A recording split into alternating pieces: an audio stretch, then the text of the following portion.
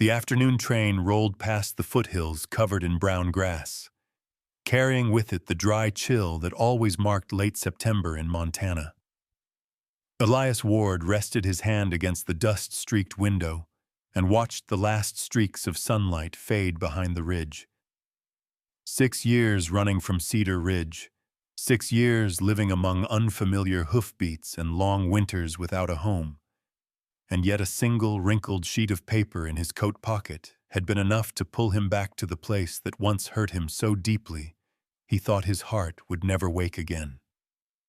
His father's final letter.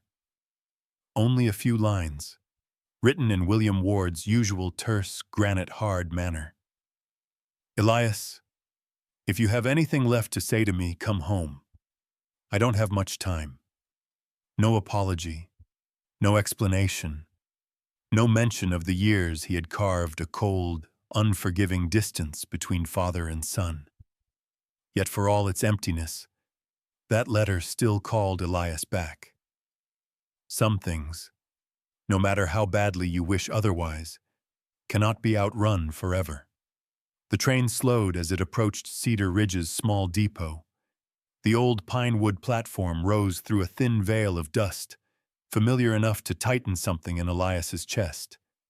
It was from this very platform he had left, on a winter morning, snow whitening the steps and the eyes of the girl he loved turning red in the bitter wind. Ayla Green. He had tried to live as if that name had never belonged to his life. But the moment he stepped off the train, with the whistle sounding one last time, Elias knew everything he'd buried was rising to the surface. He stood there, road dust clinging to his shoulders, an old leather bag in hand, scanning the platform for something he already sensed. Cedar Ridge had a habit of throwing him into moments he wasn't ready for. Because she was standing there, Ayla, in a brown earth-toned dress shaping her slender frame, her dark hair pulled back with a few loose strands brushing her warm cheek. She didn't move toward him, didn't look away either. Only a few dozen steps lay between them, but in that small distance stretched 6 long years without a word, without a sign, without a chance to mend anything. Wind swept down from the northern hills, lifting the hem of her dress. Elias noticed her fingers tighten slightly around her bag's strap, a movement small enough for most to miss, but clear enough for him to understand. She remembered. The feelings were still there, only hidden more carefully now. Ayla, he said, his voice so low even he felt how heavy it had grown with dust and time. Her eyes flickered. Rumors travel faster than trains, she answered quietly, not mocking, only speaking like someone used to life's abrupt turns. I heard you were back. Elias took one step closer. He didn't know where to begin. An apology, an explanation, or simply admitting how foolish he had been to leave. But as the space between them narrowed, Ayla stepped back. Not in fear, but with the instinctive caution of someone who had once been hurt with no one to stand beside her. A strong wind swept across the depot, carrying the scent of pine from the western forest. Elias froze as memories surged, his father standing in the ranch yard, face hard as iron, saying, "A Ward boy does not marry a Green girl. I forbid it." He had been too young then to understand that the root of that command lay in William Ward's own heart, a heart that had once loved Ayla's mother to the point of ruin, then been rejected, leaving a scar he never managed to loosen. Their love had been buried under the wreckage of a love story from a generation before. Ayla, Elias exhaled. I truly don't. She lifted her hand, stopping him. Her fingertip brushed lightly against his coat, a brief, small gesture that froze him in place. We will talk.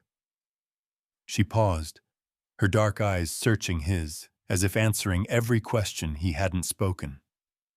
But not today. A man's voice called from the far end of the platform. "Ayla, where are you?" Jonas, her younger brother, steady, protective, and always watching Elias with an unreadable gaze since that day long ago.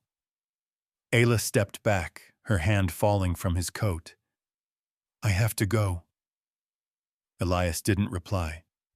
He only watched her, the familiar ache rising through him, the feeling of destiny dragging him back to the place he fled, though everything had changed beyond recognition. As she climbed the steps, Ayla turned once more. Her eyes, in that brief moment, said more than any words could. "You came back, but will you stay?" Elias stood alone on the empty platform, his shadow stretching across the dusty boards, and he knew one thing for certain. This was only the beginning of everything he had tried so hard to forget. Early autumn wind whipped through the birch trees as Elias stepped out of the depot, his boots pressing into the packed dirt road that led toward the town's main street. Cedar Ridge was smaller than he remembered, yet its silence remained unchanged. Silence not born of peace, but of secrets buried so deeply no one dared disturb them.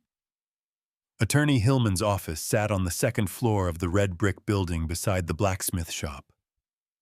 When Elias entered, the dry creak of the old hinge echoed through the room, as if the place had long grown used to bearing more bad news than good. "Elias Ward." Hillman rose, his aging face showing quiet sympathy.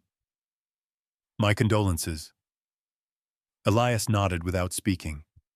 He wasn't ready to react to condolences.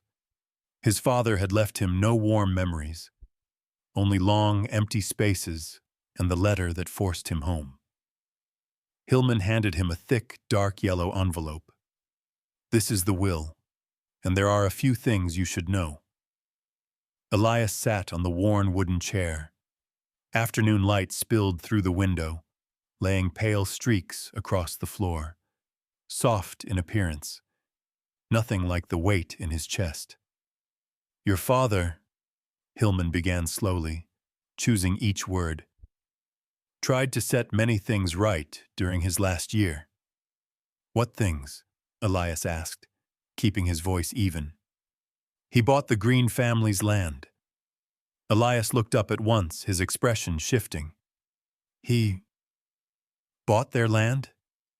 "Yes," Hillman exhaled. "At first I thought he meant to expand the ranch, but I later understood he simply wanted to make sure the property wouldn't be sold off cheaply when Ayla's mother fell ill." Elias went silent. A cold rush moved down his spine. His father, who despised the Greens all his life, had bought their land to protect them? "That isn't all," Hillman continued. "When Mrs. Green passed, Ayla struggled. Your father sent money several times, indirectly, through a third party." The small room suddenly felt confined. Elias stood, pacing once around the office, his fist clenched until the knuckles whitened. "Why would he do that?" he asked, voice low and strained. Hillman's gaze held both sympathy and difficulty. "Perhaps because of old mistakes, or because she once mattered to him." No one needed to spell it out. Elias had known the story for years, but hearing it from someone else hit differently. His father had once loved Ayla's mother so deeply that her rejection had hardened into bitterness, and that bitterness had been passed down, trapping his own son's love beneath its weight. Hillman added quietly, "But the Triple W Ranch isn't steady anymore. Debts from recent years are high. If you can't manage them, you could lose it." Elias closed his eyes for a moment. Through all his years away, he had believed the ranch was the one thing that never changed, regardless of what lay between him and his father. Now it stood at the edge of collapse. By the time he stepped out of the office, The afternoon sun had already faded, leaving a faint, blue-violet twilight over the town. Elias walked toward Triple W, each step heavy. The road to the ranch was lonely, flanked by broken fence posts. When the wooden gate came into view, he stopped. Triple W had once been his father's pride. Broad land, strong horses, good grass. Now the grass reached his knees. The barn stood dark, and part of the porch roof had caved in. The ranch looked like an old giant breathing its last. Elias crossed the yard slowly. The scent of dry grass, rotting wood, and long neglect blended into a sorrow deeper than anything he had imagined. He opened the main house door. Inside, dust coated the table, chairs tilted unevenly, and the windows stayed shut, as if trying to keep cold air from entering a home already too familiar with loneliness. On the living room table sat a small wooden box, the kind his father used for the things he guarded most. The key lay beside it, left plainly in sight. Elias touched the lid. The wood felt cold, hard, and familiar, much like William Ward himself. He lifted the lid, then stopped. No, not now. Too much had struck him in a single day. The mysteries of his father, the unexplainable acts, the truth about the Green's land. All of it churned inside him. And behind everything lingered the image of Ayla on the depot platform, her eyes filled with things she didn't say. Elias closed the lid gently, leaving his hand resting on it for a long moment. He knew this box held the key to every question, but he also knew that once he opened it, there would be no turning back. The next morning, the sky over Cedar Ridge hung heavy like a sheet of dull metal.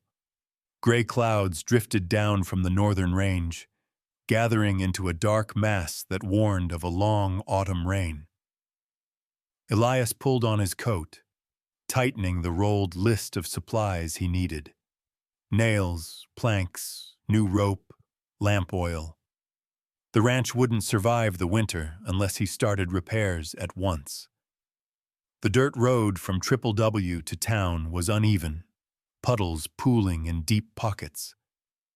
Passing wagons left ruts that cut across the ground like open wounds. Elias quickened his pace, but just as the awning of Henderson's general store came into view, the rain broke. Hard, cold, and sudden. He ran beneath the overhang, water splashing up his boots and collar. And someone was already there. Ayla. She startled when Elias appeared, but didn't step back as she had the day before. Their eyes met through the downpour, and the moment stretched long enough for all the unsaid things to rise to the edge of their lips, with no one brave enough to speak them. Ayla pulled the leather rain cover closer around her shoulder, then hesitantly offered half of it toward him. "There's plenty of room. If you move over a little, the rain won't hit you." Elias stepped nearer, more cautious than he expected he would be. When he reached for the edge of the leather, their fingertips brushed, briefly, lightly, like the first snow wind of the season, yet enough to make Elias pause. Ayla withdrew her hand at once, but her breath caught. "I thought you'd be busy at the ranch today," she murmured, eyes lowered. "It's about to fall apart," Elias said, trying to keep his tone steady. "I need to buy a few things to start fixing it." Ayla nodded. "Triple W has gone downhill. Everyone sees it." Elias didn't respond, because what he wanted wasn't news of the ranch. He wanted to know about her, about the 6 years he hadn't been here, about the life she lived after he vanished. As if sensing that, Ayla spoke softly. "You asked yesterday how I've been." She took a slow breath, rain-scented air softening her voice. "There's nothing much worth telling." Elias waited, silent. My mother got very sick. Her eyes rested on the white curtain of rain. A long illness. Costly. Jonas was too young to help, and She let out a small, joyless smile. I did everything. Laundry work, cleaning the parsonage, helping sell coal at the East Market. Your mother... Elias's voice tightened. How long has she been gone? 4 years. Her words fell soft as wet ash. I had no one but Jonas. And... She hesitated, unsure whether to continue. There was a time when she relapsed. The medicine cost so much. We thought we'd have to sell our land to pay for it. Elias frowned. Then how did you manage? Ayla turned to him. In her dark eyes lay something deeper than the storm outside. Someone helped, but I didn't know who, not until a year later. Elias straightened, a warning stirring inside him. Who? Ayla lowered her gaze, her lips tightening slightly before she answered. Your father. The wind shoved hard against the awning, as though driving those words into Elias's chest. He froze where he stood. My father helped your mother? Yes. She nodded. Never directly. But the doctor arrived on time. The medicine was covered, and the hospital fee paid afterward. I kept asking until I found out. He arranged it from afar, maybe to make amends. Elias felt the ground shift beneath him. In his final years, his father had quietly supported the family. He resented his entire life. Why? To atone for being rejected long ago? To repay something he'd never said aloud? Or to make peace with the shadow he had passed down to his son? Ayla looked at him, her voice low as the rain beating on the roof. I never understood him, and I never knew whether to thank him or resent him. Elias opened his mouth, but didn't get the chance to speak. There you are! Jonas's voice burst from behind them, cutting through the rain. They both turned. Jonas stood a few steps away, cloak damp, his eyes sharp on Elias, as though Elias were another storm rolling in. Ayla stepped back from Elias, pulled instantly back into the present. The rain's easing. Let's go, Jonas. Jonas nodded, but did not look away from Elias. In the final moment before leaving, Ayla turned once more. Her gaze touched Elias, full of things unspoken, like a note left hanging without an ending. Elias stayed beneath the awning while the rain kept falling around him, but what filled his chest was something else, a new truth that only deepened his confusion about the man his father had been, and it made him even less able to look away from the woman walking back into the thinning rain. Night settled over Cedar Ridge in a heavy shade of deep blue, pulling a stillness over the land that made every sound in the ranch echo louder. Elias returned to Triple W with rain-soaked boots and a mind tangled in the memories Ayla had stirred.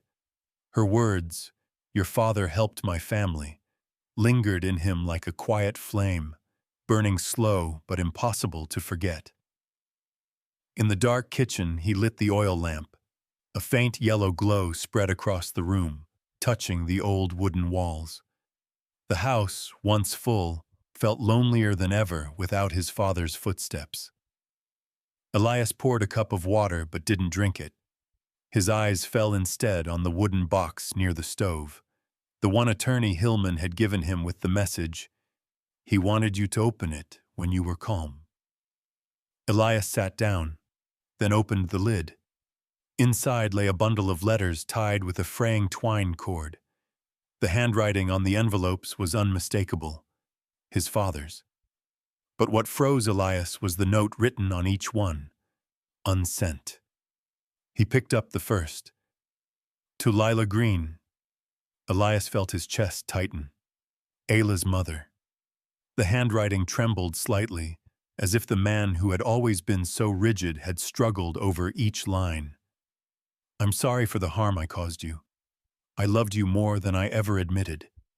But your rejection turned me into someone who no longer knew how to face kindness. Elias stopped, his grip tightening. His father had loved her mother? That feeling, this man who had seemed carved from stone, had once been naive and sincere enough to fall deeply in love. He continued reading. I hated that you chose another man, especially Green. But that hatred should have been buried. Instead, I took it out on Ayla and on my own son. I was wrong. A hollow space opened in Elias's chest. So it wasn't just blind stubbornness, not pride, not merely an old man's temper. It was an old wound, deep, lingering, passed from one generation to the next. The remaining letters weighed even heavier. His father admitted he had always watched Ayla from a distance and helped her in secret when she struggled, yet never found the courage to say it. Admitted he forbade Elias from loving her because he didn't want to see two young people walk into the same tragedy I lived. Admitted he cared for his son, but never learned how to show it. By the last letter, Elias had one hand braced against his forehead. He felt anger. For the years his father kept him and Ayla apart. He felt sorrow for the loneliness his father must have carried. He felt guilt for everything Ayla endured alone while his father watched from the shadows.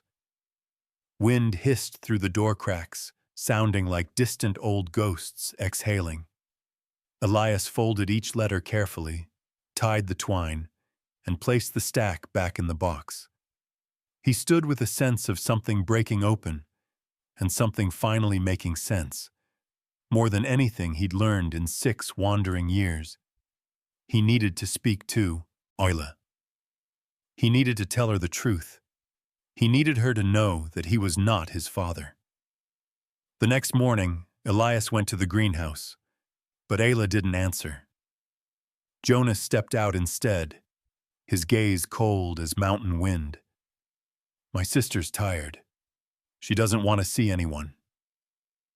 Elias said nothing. He knew Ayla was avoiding him, not out of anger, but because she wasn't ready to face the memories that touched the wound left by her mother and by herself. He walked back toward the ranch, across the open stretch of land, the scent of last night's rain rising thick from the soil. Triple W came into view. Collapsed fences, a sagging barn roof, a door that rattled even when the wind barely moved. Years ago, Elias left because this place felt small, cold, suffocating. Now he had returned to make it worthy, of himself, of Ayla, of the remnants his father had left behind. He tightened his fists. If he wanted to meet Ayla as an equal, if he wanted to stand beside her without his father's shadow, he had to begin here, by rebuilding each rotting beam of Triple W, by becoming the kind of man strong enough to walk beside her. A sharp early winter wind swept through the thin line of pines, carrying a chill that made all of Cedar Ridge seem to recoil. That morning, Elias had just finished splitting a stack of firewood when he saw Jonas standing at the ranch gate. The boy who once barely reached his shoulder now stood taller, but the deep, watchful eyes remained, like a young wolf guarding what little it had left. "Are you free?"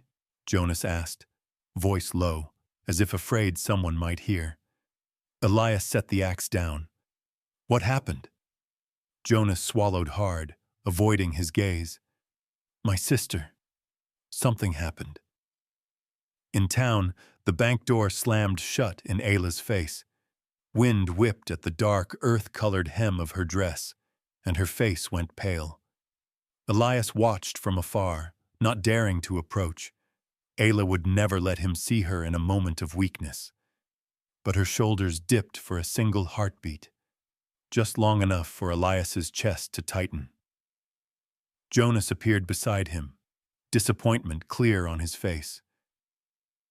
They said she doesn't have enough collateral, and a black woman has even less chance.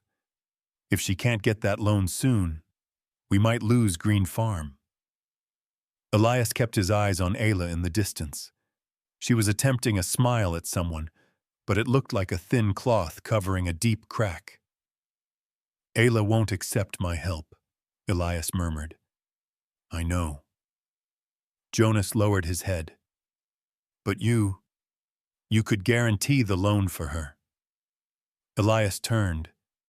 Jonas looked at him with the strained pride and fear of someone unable to save the only family he had. She doesn't have to know, Jonas said. Just sign. To keep us from losing the land, I'm begging you.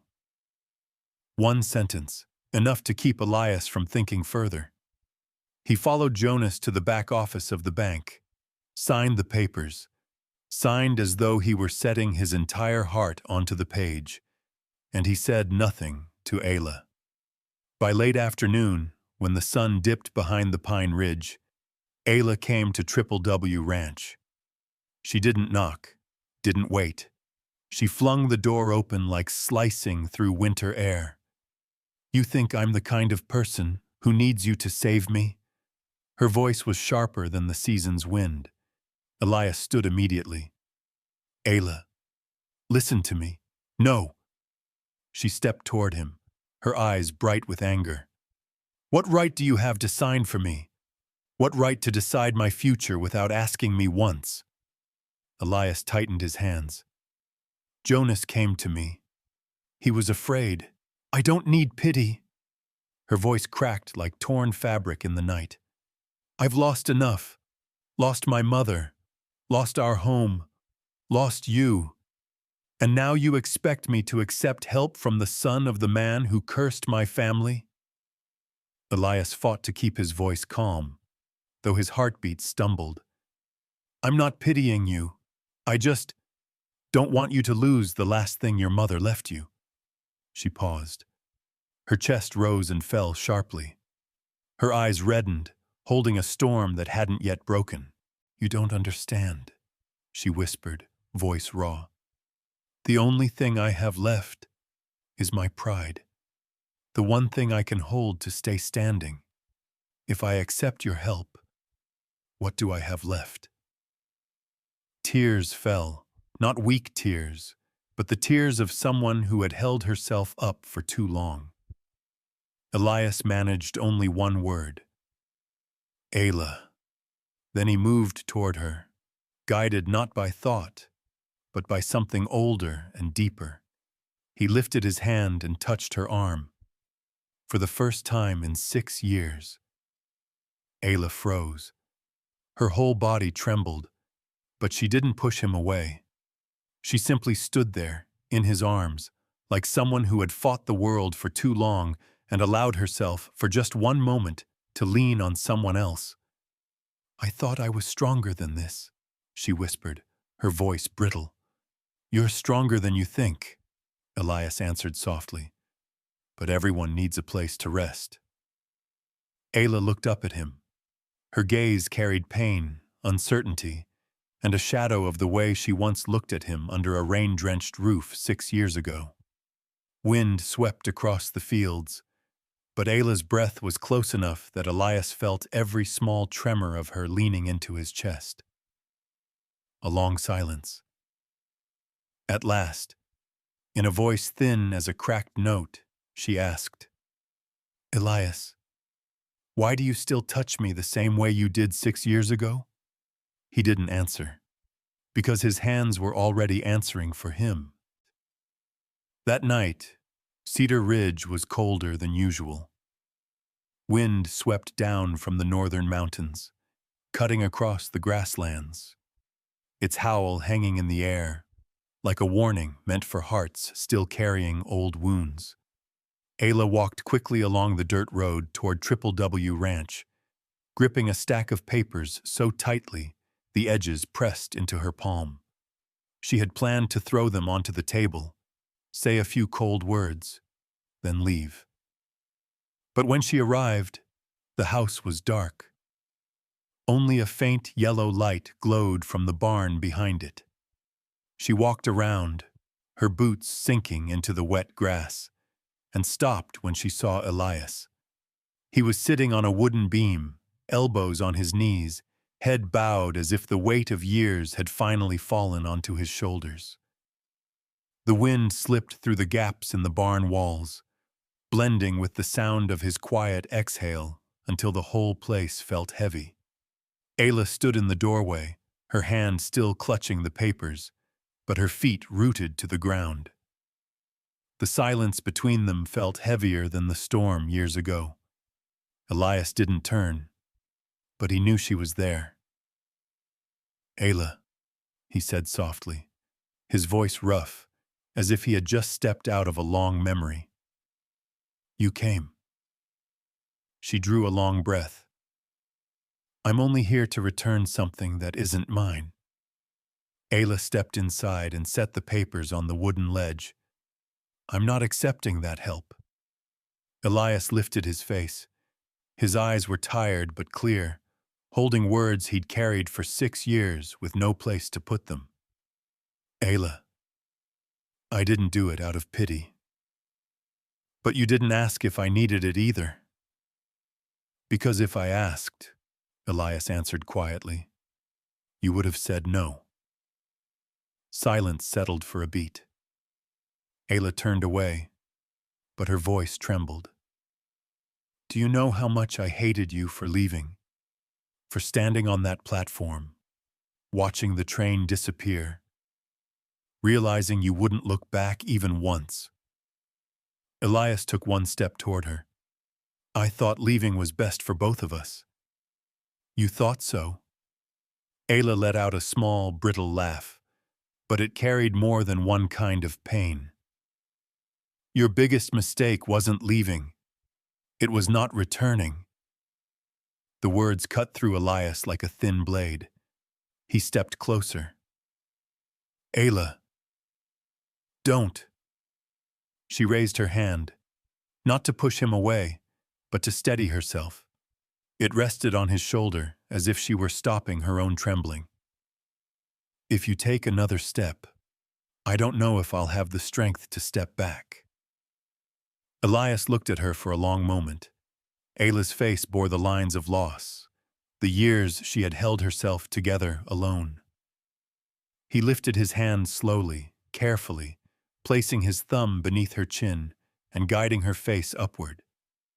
In the moment their eyes met, the 6 broken years seemed to knit themselves back together.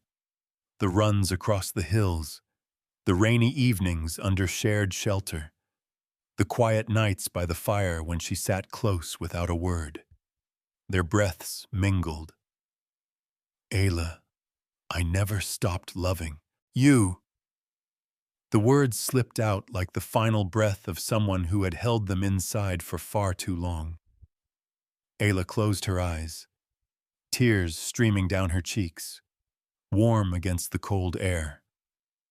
"You have no idea how long I waited to hear that." Elias placed his hand around her waist, gentle as if holding something fragile. Ayla leaned into him, not out of weakness, but because her shoulders had carried too much for too many years. The kiss came unhurried, not hungry, just 2 people finding their way back to where they belonged, where they had once lost themselves because of choices made years before. Outside, the wind kept howling, but inside that barn, washed in the soft yellow light reflecting off Ayla's back and Elias's shoulders, time seemed to stop. They let each other move through old hurts with breath, with trembling hands, with brokenness softened into tenderness. That night, they stayed beside each other. Not because of desire, but because 6 years of waiting had finally found a place to rest. A warmth proving that love isn't always buried under the wounds of the past. Near dawn, Ayla woke first, pale light slipped through the barn's cracks and fell across Elias's sleeping face, peaceful, like a man who had finally set down a lifelong burden. Ayla covered her mouth as tears fell, not from regret, but from not knowing whether the path ahead would allow them to walk far together, or whether it had given them only one night to remember. She whispered softly, knowing he couldn't hear, "If only things were simpler than this." Dawn had not fully broken over Cedar Ridge when Ayla quietly slipped on her clothes, pulled the barn door shut behind her, and stepped out into the cold. Morning fog blanketed the fields, and the early chill made her hands tremble, but not as sharply as the tightness gripping her chest. She didn't wake Elias, didn't leave a note, didn't look back. Each step across the damp grass sounded faint, as if every blade knew how the night had changed the two of them, and knew Ayla was trying to flee from the very thing she wanted most. When she reached the fence line, Ayla stopped. She glanced back at the ranch, seeing only the dim barn light. She touched the front of her coat, where the warmth of Elias still lingered, only for a heartbeat. Then she turned away and walked faster, as if afraid someone, or her own heart, might call her back. Elias awoke when the sun was just brushing the horizon. He reached beside him and found only empty space. The blanket where Ayla had lain still held her warmth, a fragile proof of a night he had hoped would be the beginning. He stepped out of the barn and saw her footprints in the damp earth. The peace that had settled in him after the night shattered into a hollow ache that made it hard to breathe. She was gone. Gone as if nothing had happened between them. Elias washed his face with cold well water, but it couldn't drive away the heaviness tugging at his eyes. He pulled on his coat and headed straight toward town. Ayla had barely reached her small house when a knock sounded. Her breath caught. She thought Elias had followed, but when the door opened, Jonas stood there. "Where were you so early?" Jonas asked, his eyes scanning her every movement. Ayla avoided his gaze. "Out working." "You're avoiding my eyes," Jonas said, narrowing his own. "Did something happen with Elias?" Ayla turned away. "No." "You lie terribly," Jonas sighed. "Your eyes are red, your lips are trembling, and you're standing like someone ready to run." His words sliced straight into the place she had been trying to hide. She wasn't running from Jonas. She was running from herself. Jonas lowered his voice. "If you're scared, just say it." Ayla leaned back against the doorframe, her breath uneven. "Jonas, you don't understand what this feels like. People in this town see our family the way they want to. Our mother suffered because she loved a white man. The whole town whispered until she couldn't even go to the market. You were young then, but I remember." Jonas said nothing. That old scar, one their family had carried for a generation, was still there. Ayla continued, her voice raw. "And now, if anyone finds out about last night—" She swallowed hard, though her throat felt tight. "They'll say he only pitied me, or that I clung to him to change my life. Cedar Ridge isn't kind to a love like this." Jonas looked at her for a long time. "But you love him." Ayla closed her eyes, as if those 3 words alone could break her. "I don't know," she whispered. "Don't know or don't dare?" Jonas asked softly. "You're living the way Mother did, letting other people's fear decide your happiness." Ayla turned away, her heart churning. "I'm scared, Jonas. Scared of repeating her life. Scared of loving someone who may never really belong to me." Jonas spoke slowly, each word like a nail driven into her thoughts. "You can't live your whole life afraid. If you run now, you'll hurt far worse." Ayla didn't answer. She only stood there, her hand gripping her dress until her knuckles went white. By late afternoon, Ayla stepped outside to draw water from the communal well. Without meaning to, she looked west, toward Triple W Ranch lying across the ridge. Under the sunset, the old ranch stood worn but steady, like Elias himself, like a promise he hadn't voiced but had lived. Ayla stopped in the dirt road, the wind sweeping strands of hair around her neck. She wanted to run, but she also saw clearly the thing she feared most. That ranch, that man, and what last night had awakened. She could not outrun them. No matter how far she walked, she would arrive back at this same point. Ayla pressed a hand to her chest, her heartbeat quick and unsteady. "Lord," she whispered, "what am I supposed to do?" The sunset washed her face in a sorrow that was soft and beautiful, like the last light of a long day trying to hold on to a silhouette it knew it could not keep forever. In the days that followed, the sky over Cedar Ridge seemed permanently dim. Mist rolled down the hills like a thin veil, making everything in town feel distant and colder than usual. Elias woke before dawn each day.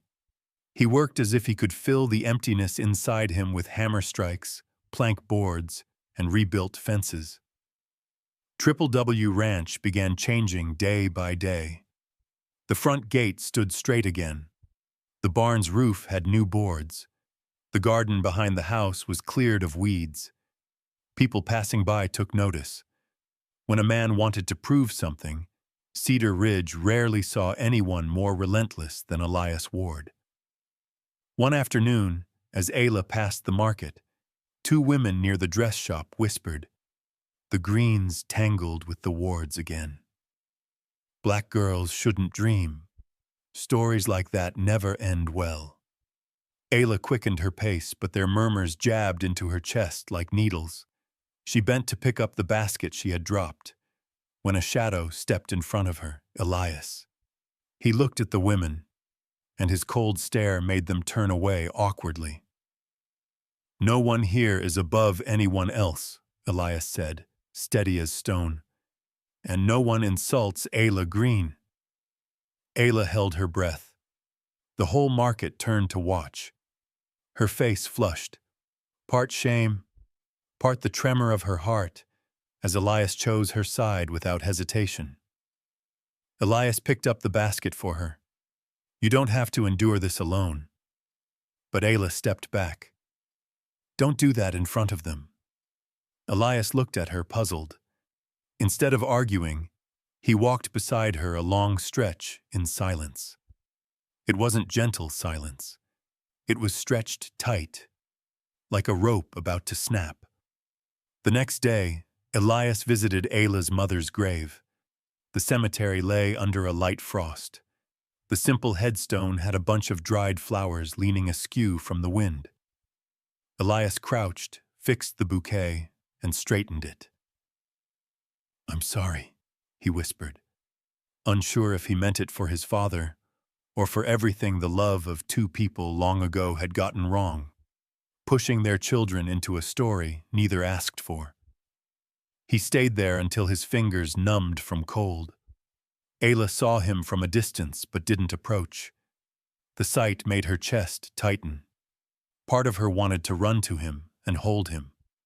Another part pulled her back, dragging her toward the walls her fear had built over years. That evening, Elias came to see her. Ayla opened the door, standing squarely in the frame as if her whole body were guarding the distance between them. "Ayla, I want to talk." "There's nothing to say." "There is." Elias stepped closer. "I'm trying every day to prove I'm not like my father."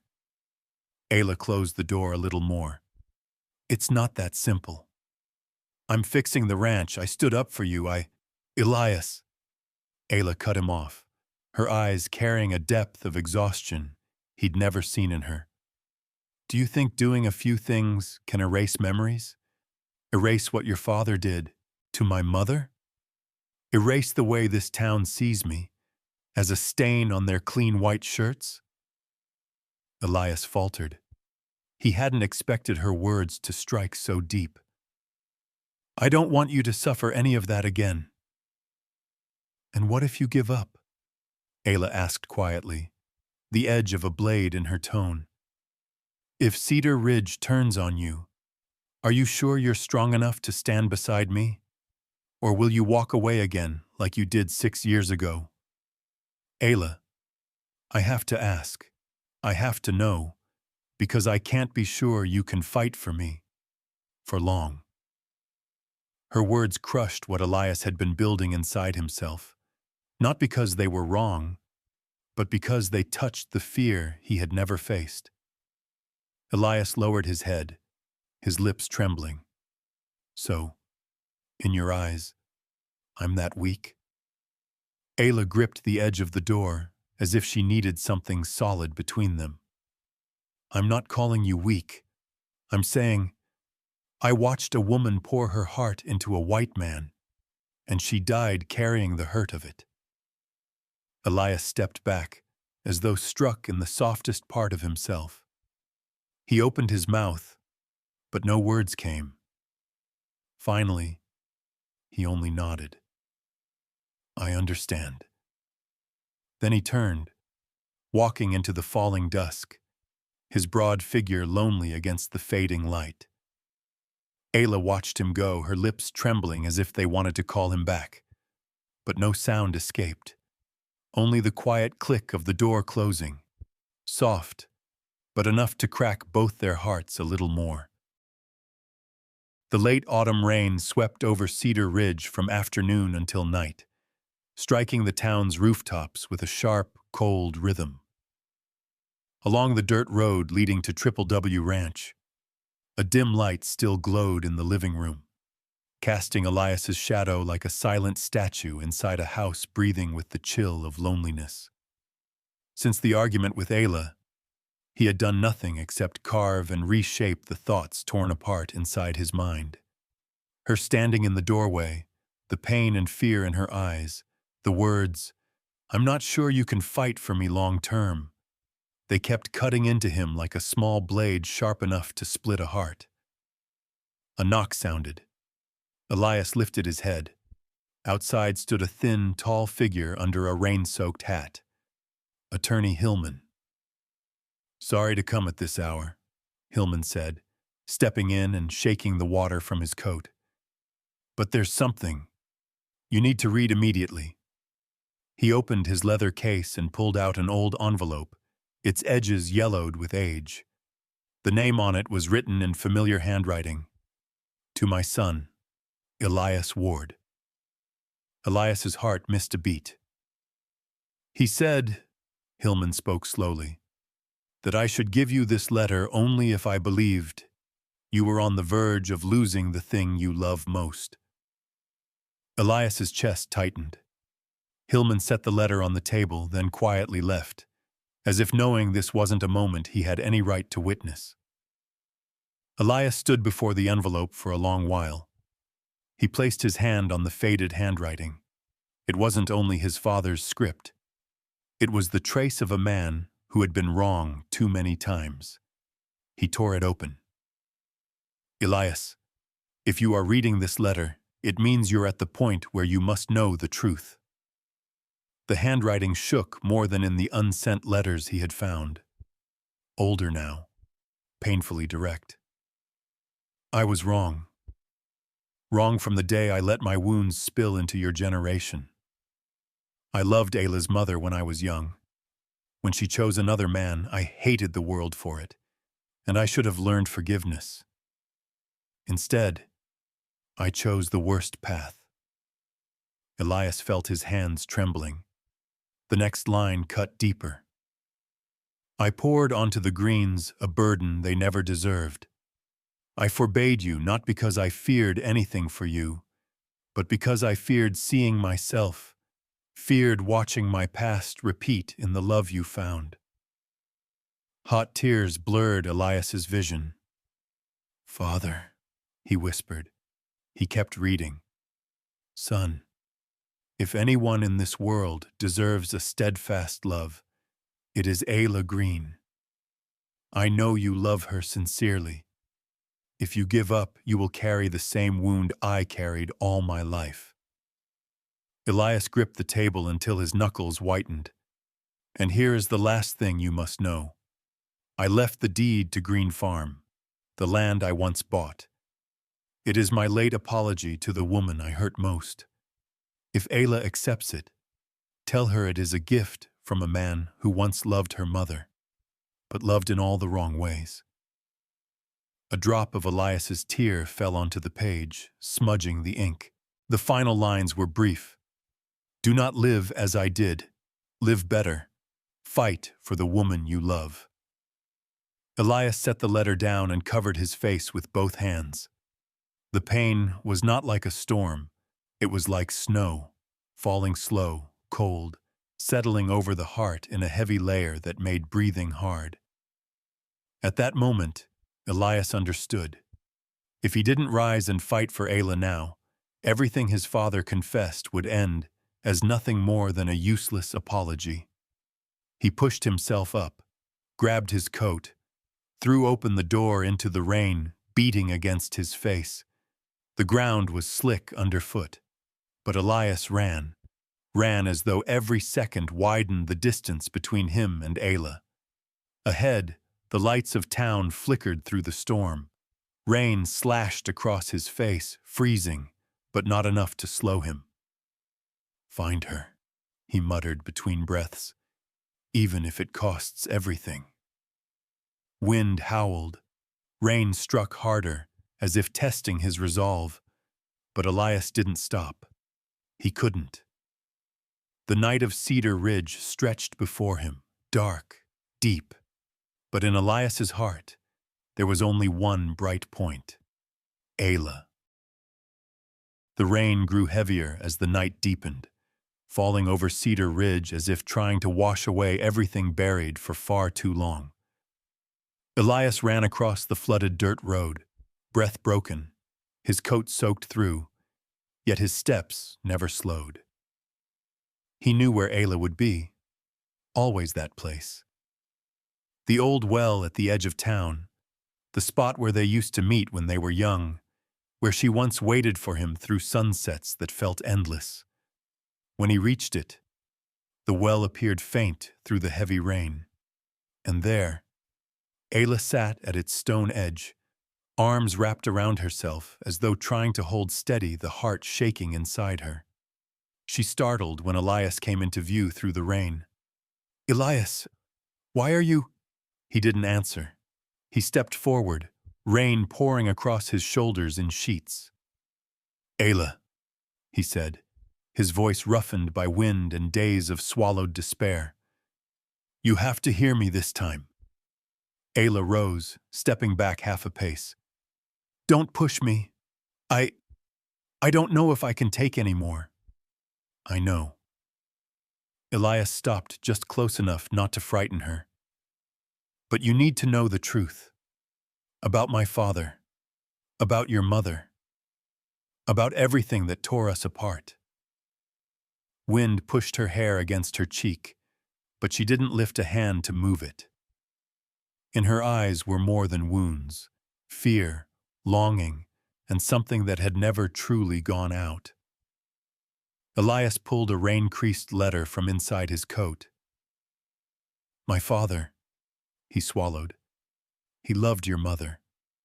Truly. But she chose someone else, and he turned that pain into bitterness. He forbade me to love you because he was terrified I would repeat his tragedy." Ayla didn't move.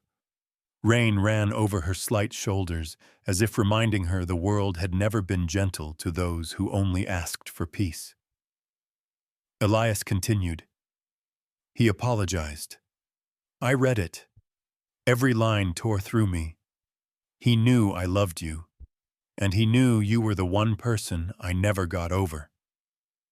Ayla closed her eyes. A single drop, rain or tear, slipped down her face. My father, Elias hesitated, left Green Farm to you as his final way of making amends. Ayla's eyes opened, wide with disbelief. You're not lying? Never, Elias said. I'm not asking you to forgive him. I just want you to be free, no longer chained to the past someone else built for you. Ayla pressed her hand to her mouth, holding back a sob. Elias, I'm scared. I know. I'm scared to love you and lose you. Scared people will look at me the way they looked at my mother. Scared the same story will happen again. Elias stepped closer, so quietly that his footsteps were nearly drowned by the rain on the well's roof. He knelt, right there on the wet ground, mud streaking his knees. Ayla gasped. What are you doing? Elias looked up at her, eyes steady through the rain. If you don't choose me, I'll still be here. If you need time, I'll wait. If the whole world turns against you, I'll stand behind you.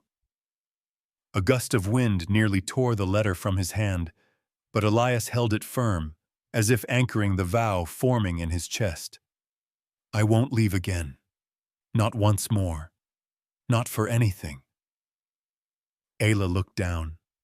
Rain mixed with her tears until she could no longer tell which was which. Her mother's sorrow, her own fear, years of holding herself upright. They all rose at once.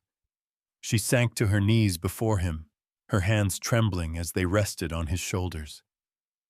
Elias. Her voice cracked like ash in the wind.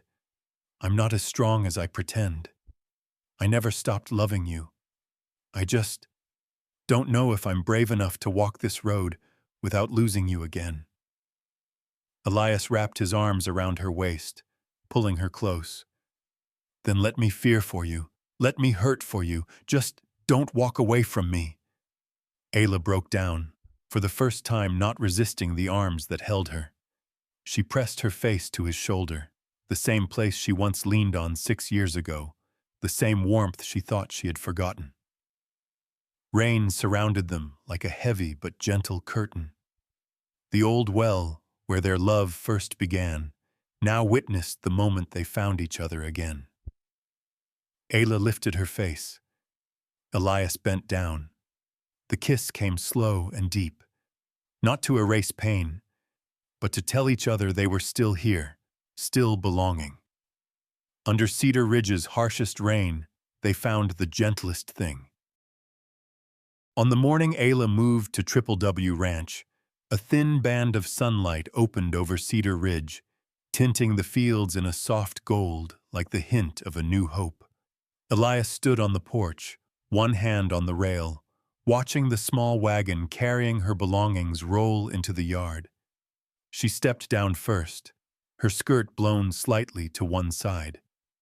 You don't have to look at me like that, she said softly, half teasing, half shy. Elias walked down a few steps, stopping close enough that the sound of his heartbeat wouldn't give him away. I'm just glad you're here. Ayla lowered her gaze, hiding a smile.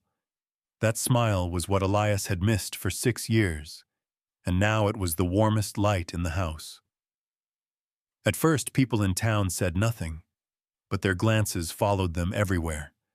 When Ayla carried her basket to the market for the first time since moving to the ranch, 2 or 3 women hesitated before offering her a polite greeting. Not warm, but not cold either. A cautious acceptance, like the first step on thawed ice.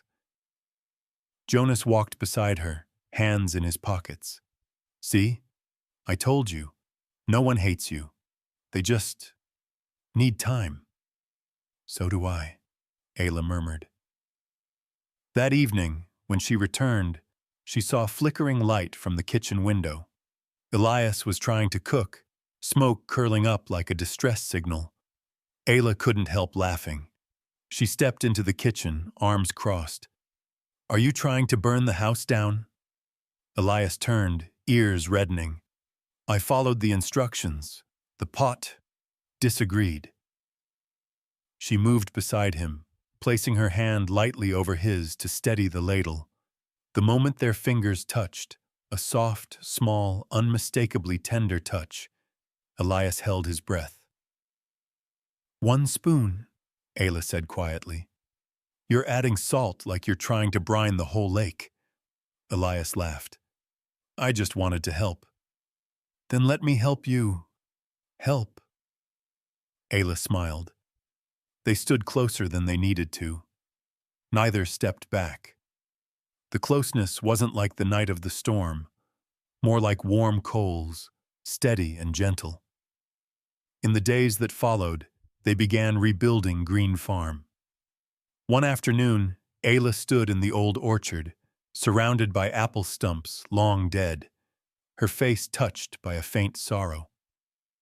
Elias walked over from the stable, resting a hand on her back, not firm, only enough for her to know she didn't have to carry everything alone. We'll replant every tree, he said. It'll take years. I have years. Ayla turned toward him, and in her eyes was a light Elias had waited a long time to see, trust beginning to rise. Together, they dried lumber, repaired fences, cleared hay. When they paused, Elias handed Ayla the water flask, and their fingers brushed again. Each time, Ayla turned away in shy habit, and each time Elias smiled. On breezy afternoons, they sat on the porch. Ayla patched the torn sleeve of his shirt while Elias sharpened a knife or split kindling. Quiet, but a quiet filled with the peace. Sometimes Ayla placed her hand on his knee to steady the cloth, and Elias paused mid-motion, looking at her as if she were the finest thing he had ever seen. Don't look at me like that, Ayla whispered. Like what? Elias asked. Like I'm home. You are home, he said without hesitation. Ayla bit her lip, her heart trembling like a string touched by wind. Jonas was the happiest of all. One afternoon, as Elias stacked timber near the stable, Jonas leaned on his hoe beside him. You planning to propose to my sister or not? Elias almost dropped the wood. How did you? You can't hide it, Jonas said with folded arms and a crooked grin. The way you look at her, everyone sees it. Elias flushed, a real flush, and Jonas laughed, no longer wary of the man he once distrusted. My sister deserves someone who gives her everything, Jonas said, voice low and honest. If that's you, I won't stand in the way. Elias looked toward the porch, where Ayla was hanging linens in the sun. Wind caught the edge of a cloth and wrapped it around her hair. She turned, caught his gaze and smiled. That smile, enough for Elias to know he was ready. As the seasons shifted, Cedar Ridge changed too. The old hesitation vanished. People no longer whispered when Ayla walked beside Elias. They nodded in greeting. Some helped haul lumber, offered seeds, or sent quiet words of encouragement. No one said it aloud, but the whole town understood. These two, after everything carried from the generations before, had found a rare kind of peace, and they deserved it. Spring arrived earlier than usual that year. Snow still clung to the northern slopes of Cedar Ridge, but young grass had already softened the hillsides with a pale green mist. The wind carried the scent of warm soil, of hope, of a new chapter quietly unfolding. Elias stood on the porch with a small wooden box in his hand, worn smooth by time, the last thing his mother had given him before she passed. Inside lay a simple gold ring, its stone unpolished but beautiful in the way a keepsake becomes precious through a lifetime of love. Ayla stepped out of the kitchen, flour dusted lightly on her blouse from baking bread. She hadn't yet seen the box, Only Elias standing there, silent, as if steadying his heartbeat before doing the most important thing of his life. "You're up early," she said with a gentle smile. Elias drew a deep breath. "Ayla." She looked up, and just his eyes were enough to stop her breath. "I don't have many promises to offer, except one. I won't leave again. Not in hard seasons, not on the days you're tired, not when the world turns its back on us." Ayla stood still, her heart fluttering like a small bird waking at dawn. Elias opened the box and lifted the ring, his hand trembling slightly. "This was my mother's ring. She believed true love never loses its way, not if two people are patient enough to find each other again. Ayla, will you walk the rest of life with me?" Tears rose, gentle, glimmering like spring rain. She covered her mouth, nodded softly. "Elias, I will." He held her hand and slid the ring onto her finger, a perfect fit, as if it had been waiting for her all along. The wedding took place a week later, right in front of Cedar Ridge Church. No extravagance, no decorations beyond the white ribbons tied by the town's children. An old upright piano pushed onto the porch by Reverend Henry, and the laughter of those who had watched their story unfold from the very beginning. The surprise was nearly the whole town came. The coal seller, the woman who baked apple pies, the blacksmith. People who once hesitated around Ayla now stood shoulder to shoulder, bringing small gifts, seeds, a hand-sewn kerchief, a simple bracelet, a basket of fruit. Ayla walked down the aisle in a plain cream dress, holding a bouquet of wildflowers Jonas had picked from the valley. Elias waited at the end of the path, his eyes bright as the day he first saw her at 18. When the Reverend asked, "Who gives this woman to this man?" Jonas stepped forward, placed his sister's hand into Elias's, and nodded. No one spoke loudly, but everyone saw Ayla tremble when Elias held her tighter. Their vows were soft as wind, not flowery words, just the quiet certainty of two people who had known sorrow and still chose one another. When they kissed, the town clapped, not out of curiosity, but because something broken in the generation before had finally been healed. After the ceremony, Elias and Ayla signed the papers reclaiming Green Farm and Triple W Ranch, two pieces of land once divided by bitterness, now carried forward under one name. That evening, Ayla felt lightheaded as she cleared the table. She thought it was just exhaustion, but when her hand rested on her belly, a tender, unmistakable intuition stirred. The next morning, when the doctor confirmed it, she stood by the window for a long time, watching the first rays of sunlight. Jonas hugged her, laughing and crying at once. Elias froze, then wrapped them both in his arms, holding his entire world at once. "Are you certain?" he whispered. Ayla nodded, placing her hand atop his on her belly. "We have another gift coming." Elias pressed his forehead to hers, as if wanting to remember that moment for the rest of his life. At dusk, they climbed the hill behind the ranch. Below them, all of Cedar Ridge stretched out, fields, rooftops, the road into town, and the two lands now joined like a single promise. Ayla leaned against Elias's shoulder. His arm circled her waist, his other hand resting over the child growing within her. The wind carried the scent of wildflowers. In the valley below, the lights of houses glowed like small fires belonging to a community that had learned to accept, to heal, and to move forward. Ayla whispered, almost to herself, "Love from the past created bitterness, but this generation has ended it." Elias tightened his hold and begun something new.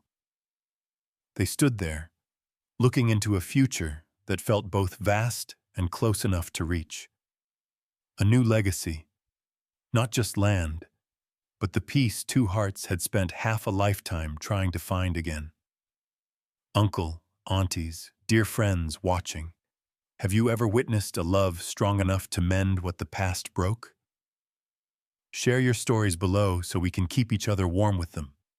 And if this tale touched your heart, please leave a like, subscribe, and send a wish to the newlyweds so the channel can continue bringing gentle Wild West stories like this one. Wishing everyone a peaceful evening.